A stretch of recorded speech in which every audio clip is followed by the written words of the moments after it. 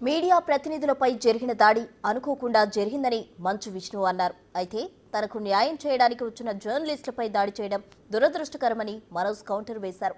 దానికి విష్ణు మోహన్ బాబు తరపున క్షమాపణలు చెప్పారు.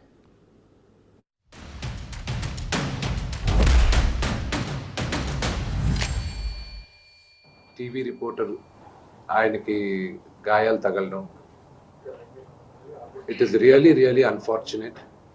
ఉద్దేశపూర్వకంగా ఎవరిని హర్ట్ చేయాలని లేదు. నిన్న మీరు విజువల్స్ చూస్తే, టీవీ విజువల్స్ మీరు కానీ కరెక్ట్గా చూస్తే, గేటు పగలగొట్టుకొని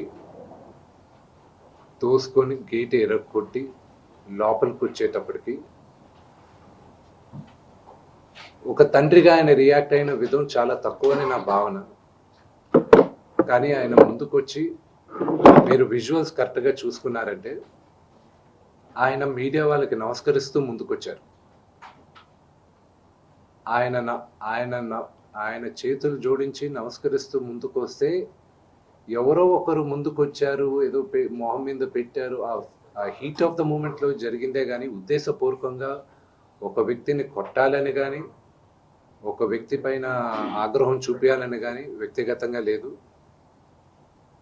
ఆయన గాయపడిన ఆయన వాళ్ళ ఫ్యామిలీతో నేను టచ్లో ఉన్నాను, వాళ్ళ ఫ్యామిలీ మెంబర్తో మాట్లాడాను.